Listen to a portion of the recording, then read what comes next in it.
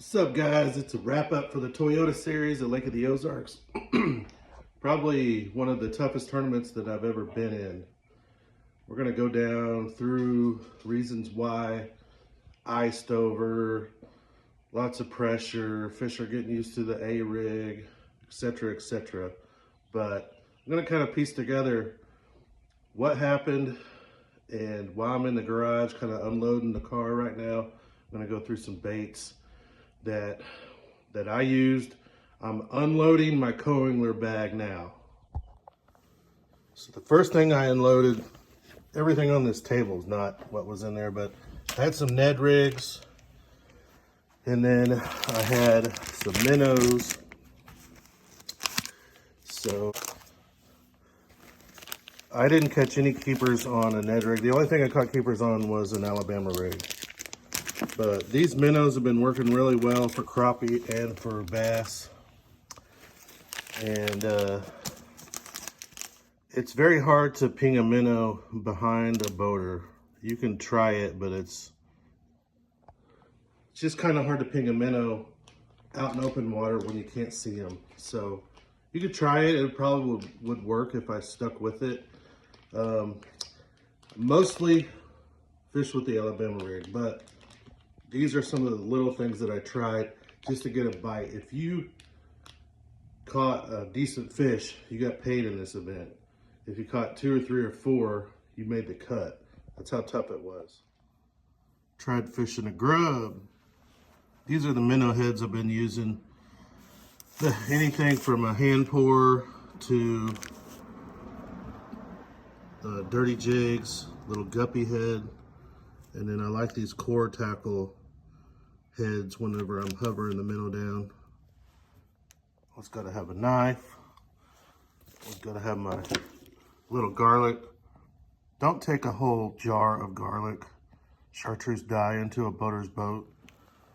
Okay, these are the goods. This is what's going on right now. And it's no secret, Kitex couldn't really dial it in if they wanted a 2.8 or a 3.3 or a 3.8. Jerkbait box, so this is probably too many to have for a co-angler, but went ahead and brought some Rogues, Lucky Crafts, Megabass 110s and 110 plus ones, and kind of covered flash to opaque, Table Rock shad. There's a Northern Secret. They will eat that here every once in a while. And Deadly Black Shad. Those are kind of just staples that I threw in the box. Then the Alabama rig. So I had 6 pre-rigged Alabama rigs with jig heads and minnows on there, so I could just grab them and tie them on if I needed. Now we're gonna do some on the water stuff, but I'll show you how hard it was to throw an A-rig and then feel it through the brush and the bottom and whatever you can get hung up on from the back of the boat. We're kind of getting used to seeing it on sonar and being able to know how fast to reel it and how the fish are reacting to it, and getting hung up several times. I believe I lost at least 4, maybe 5 A-rigs. And that sucks because they're expensive. It takes time to put one together. That's why I try to do it here in the garage before we get out on the water. As you see, I am out of the Deaver heads I had. I am out of the hitchhikers that I had. I am out of the Midwest Outdoors heads that I had. Still, there's a little hover minnow that I must have retied. But these hitchhikers work awesome if you want to put some dummies on your bait. And then I use extra snaps. I usually replace some of the snaps on the Yum Money Minnow because you do not want them to break. And then here's some more Deaver heads that I got up in Columbia. But this box is really cool. Kind of use it all year. You can see all the shaky heads and stuff. And I can put all my jig heads in here and then just grab them, but kind of last minute I threw some in the box. Now just last minute, I did throw some flat sides and some warts in, because we are on a warming trend, even though the water temp doesn't look like it, and it's really not happening yet. And I brought some smaller jerk baits. These are working right now, especially for crappie, but got the shallow ones and the deep, and your shad wraps, and then some kind of sneaky Japanese. It's not a junior D, but it's pretty close. This is the old, I forget what they call this, but that is a bad little dude all year.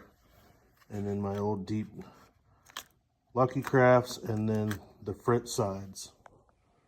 So obviously those didn't pan out very well, and it was super tough to get a bite. So 90% of the time I was throwing the A-rig, but I had that other stuff in my back pocket.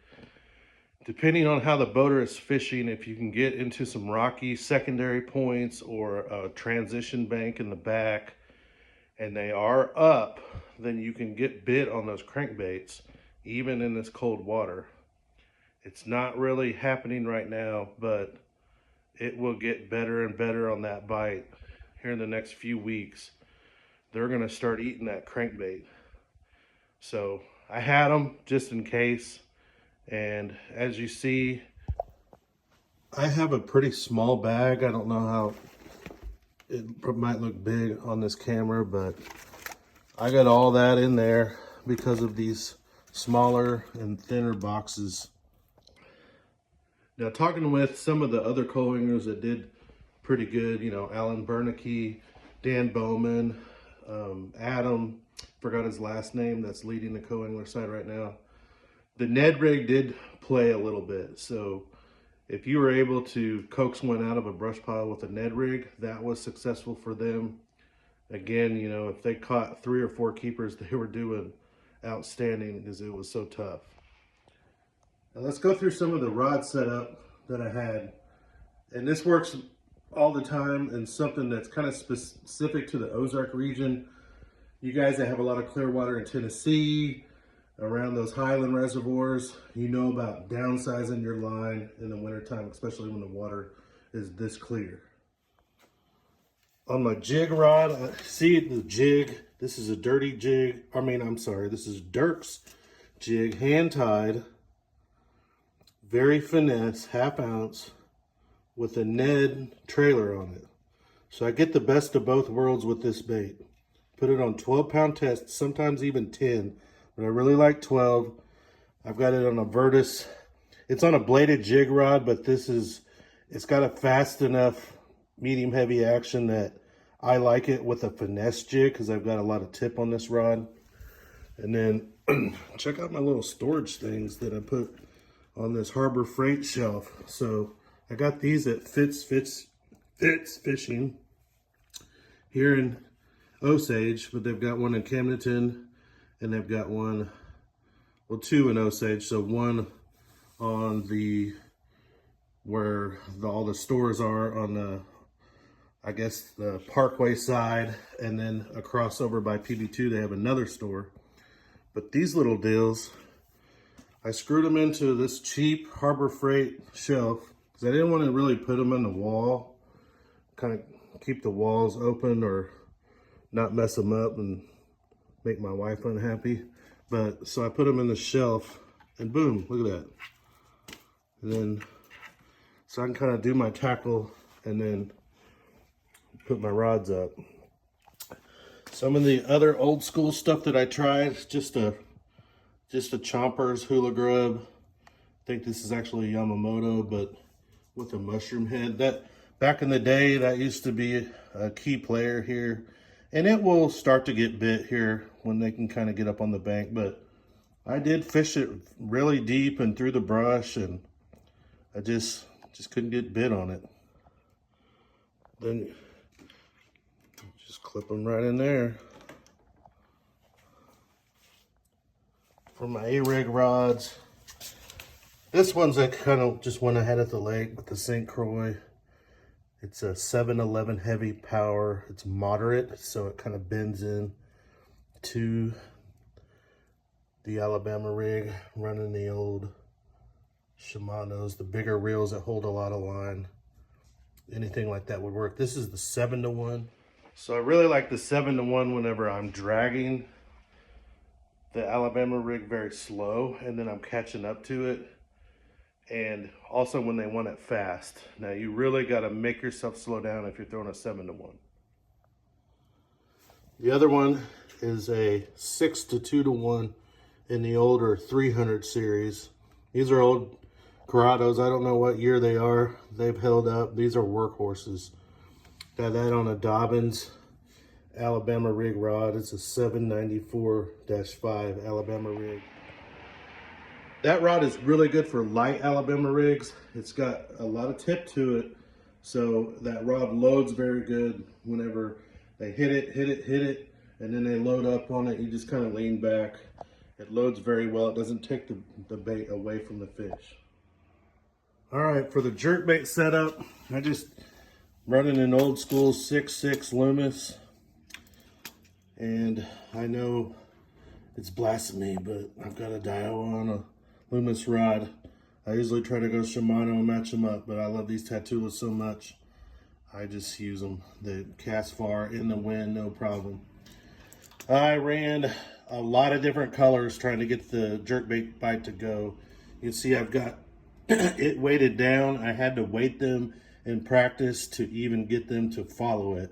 You had to get the bait to them, and a lot of them are in that 15-foot range, depending on where you're at, 20 foot even. So you got to get that bait down to them. They did not want to chase up and grab them. I thought I could throw a deep one like this, get it down to them, let it sit there. I usually get bit on these two consistently, and not the case during the tournament. We're going to go try them later today and see. I know I can get bit on them if I can kind of see what I'm doing with the live scope. So I know these will work. They did not work for me in the tournament. On the specialty stuff, I did bring a drop shot rod, which I throw a grub on, and a minnow. It's really becoming my shake the minnow rod because it's got a really good tip on it for shaking. You want to shake that thing, and you don't want a real stiff tip, or you want to be mindful of how you're moving that bait when you're shaking it. This rod works pretty good for both of those. And as we mentioned before, the old Ned, throwing it on straight fluorocarbon, and just couldn't get it going. So that's a quick bait rundown, the rods that I used. That's really a good arsenal to have in your box this time of year.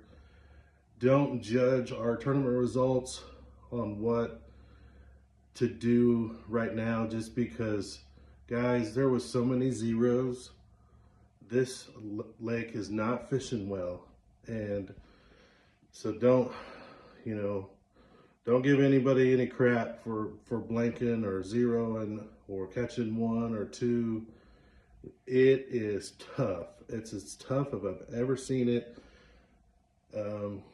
Lots of excuses for that. Shad kill, water temp, flow, then no flow. The lake seems stagnant in a lot of places. So if you find that good water that doesn't feel like it's turning over, there's places that have a lot of gunk in the water like it's turning over. It's real weird.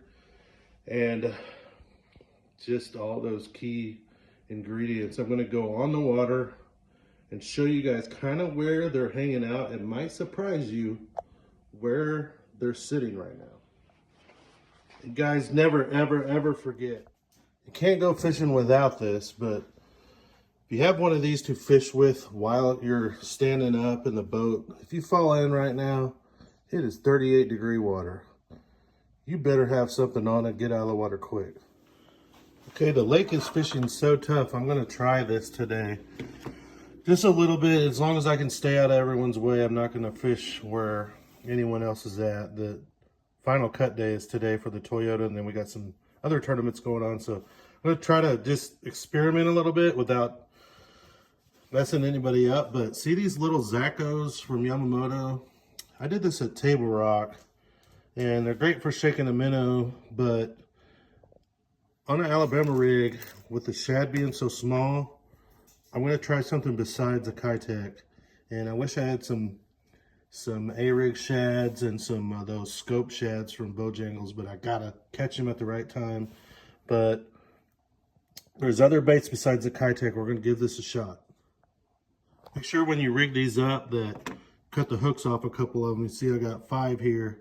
I'm going to cut the hooks off a couple of them, but sometimes I like my heads all to be the same weight instead of dummies. It doesn't make a whole lot of difference, but it's easier to cast, and I don't know, I think they all look better whenever they got the same weight on them. But anyway, make sure that you're legal. Okay, we're out on the water now. I'm gonna kind of show you where they've been staging at. It's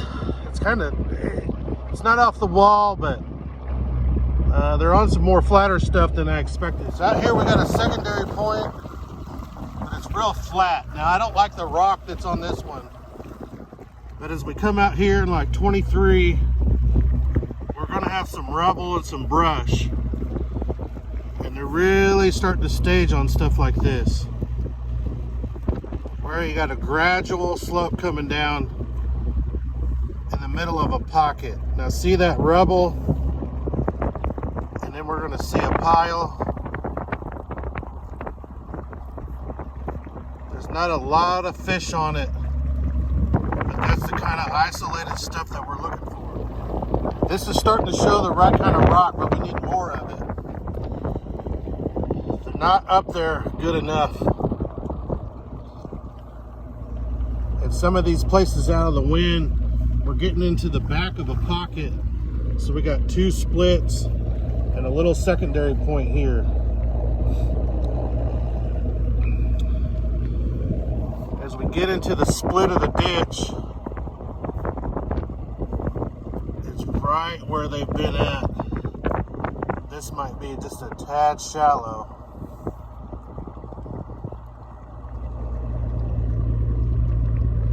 So I'm not seeing exactly what I want to see here, but that's kind of what we're looking for. We want something isolated off the secondary,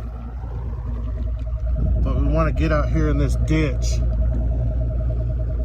and really look at those piles. So that pile should be loaded, but it's not.